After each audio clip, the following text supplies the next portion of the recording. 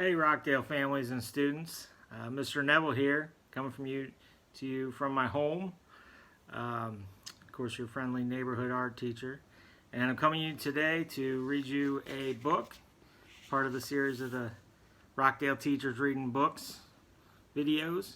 And my book today that I'm going to read to you is The Day the Crayons Quit by Daywalt and illustrated pictures by Oliver Jeffries. So, this book is about a little boy and his crayons quit on him, and they all send him some letters. And as I'm reading the letter out, before I show you the picture, you might want to guess to what clues in the story let you know what color the crayon is that's quitting. So let's get started.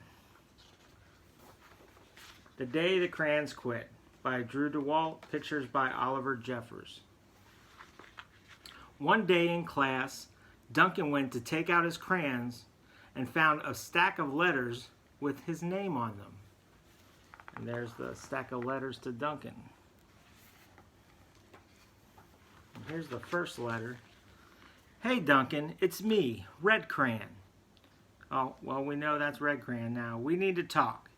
You make me work harder than any of your other crayons. All year long, I wear myself out coloring fire engines, apples, strawberries, and everything else that's red. I even work on holidays. I have to color all the Santas at Christmas and all the hearts on Valentine's Day. I need a rest. Your overworked friend, Red Crayon. And here's a picture of Red Crayon down here with his all the stuff he draws, hearts and apples and Santa, fire engines. Dear Duncan, all right, listen. I love that I'm your favorite crayon for grapes, dragons, and wizards' hats, but it makes me crazy that so much of my gorgeous color goes outside the lines. If you don't start coloring inside the lines soon, I'm gonna completely lose it. Your very neat friend, what color do you think? Purple crayon. And there's the purple crayon. There's the wizard and the dragon, grapes.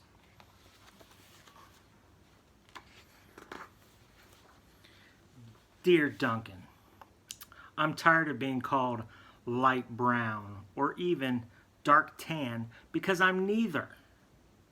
I am beige and I am proud.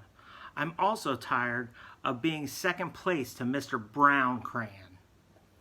It's not fair that Brown gets all the bears, ponies, and puppies, while the only things I get are turkey dinners if I'm lucky, and wheat. And let's be honest, when was the last time you saw a kid excited about coloring wheat? Your beige friend, Beige Crayon. And there he is, all sad.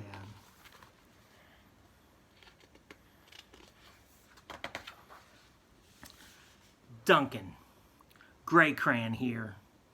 You're killing me. I know you love elephants, and I know that elephants are gray, but that's a lot of space to color in all by myself. And don't even get me started on your rhinos, hippos, and humpback whales. You know how tired I am after handling one of those big things? Such big animals. Baby penguins are gray, you know. So are very tiny rocks, pebbles. How about one of those once in a while to give me a break? Your very tired friend, Gray Crayon. And right down here is Gray Crayon. Look at all the coloring the Gray Crayon did. Here's an elephant, rhino, it looks like a hippopotamus.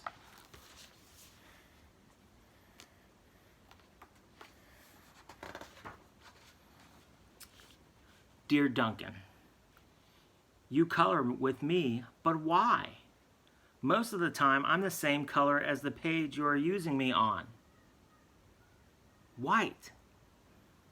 If I didn't have a black outline, you wouldn't even know I was there. I'm not even in the rainbow. I'm only used to color snow to fill an empty space between other things, and it leaves me feeling, well, empty. We need to talk. Your empty friend, White Crayon. And if you look really close, you can see white crayon. There's his bottom and there's his top.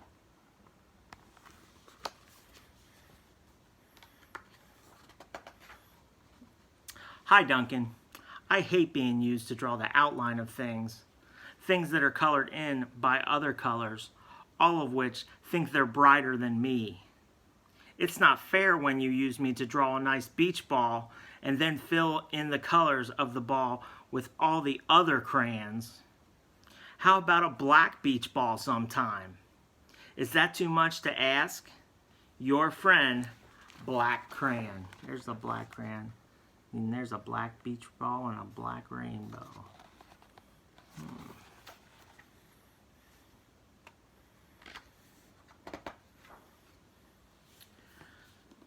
Dear Duncan, as Green Crayon, I'm writing you for 2 reasons.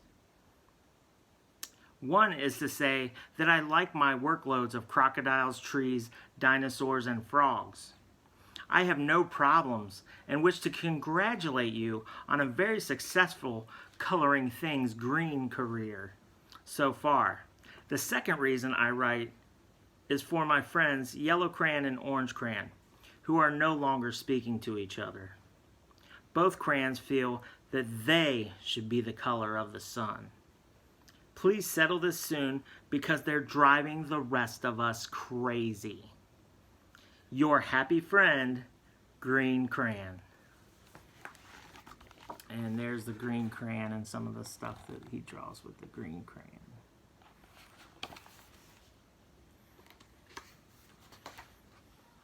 Dear Duncan, Yellow Crayon here. I need you to tell Orange Crayon that I am the color of the sun. I would tell him, but we are no longer speaking. And I can prove I'm the color of the sun too. Last Tuesday, you used me to color in the sun on your Happy Farm coloring book. In case you've forgotten, it's on page 7. You can't miss me. I'm shining down brilliantly on a field of yellow corn. Your pal and the true color of the sun, Yellow Crayon. And here's yellow and orange arguing, and see, here's the page where he colored the yellow sun with the yellow corn. All right, let's see what Orange has to say about that. Dear Duncan, I see Yellow Crayon already talked to you, the big whiner. Anyway, could you please tell Mr. Tattletale that he is not the color of the sun? I would, but we're no longer speaking. We both know I am clearly the color of the sun because on Thursday you used me to color the sun on both Monkey Island and Meet the Zookeeper pages in your Day at the Zoo coloring book. Orange, you glad I'm here? Ha ha! Your pal and the real color of the sun, Orange Crayon. And here's Orange Crayon showing Yellow that, hey, he drew me up as the color of the sun on these pages. Let's see what happens next. Dear Duncan, it has been great being your favorite color this past year, and the year before, and the year before that. I have really enjoyed all those oceans, lakes, rivers, raindrops, rain clouds, and clear skies. But the bad news is that I am so short and stubby, I can't even see over the railing in the crayon box anymore. I need a break. Your very stubby friend. What color do you think it is?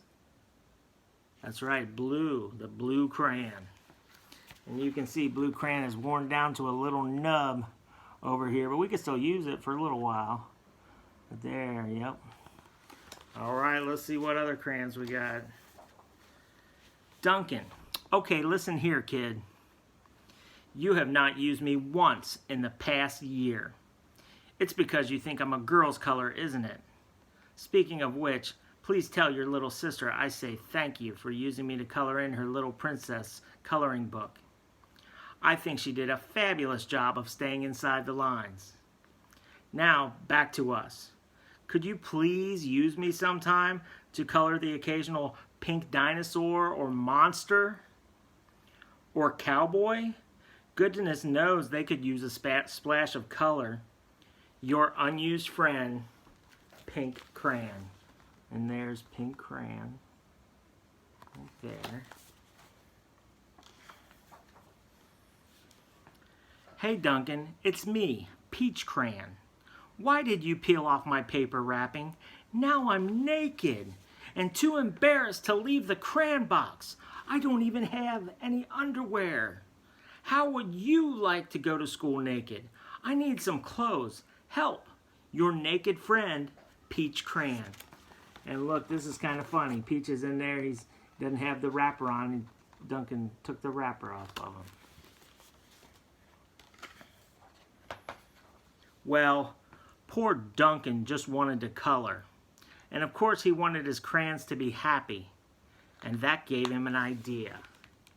There's the crayons letters. Let's see.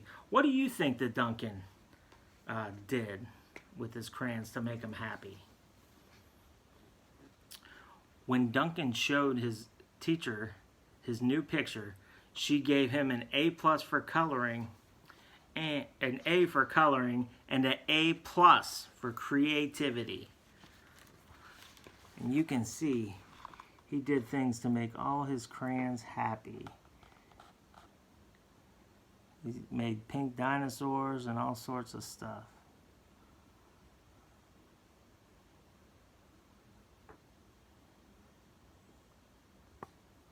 And I guess he made this, looks like he made the sun orange, but he made all the sky yellow.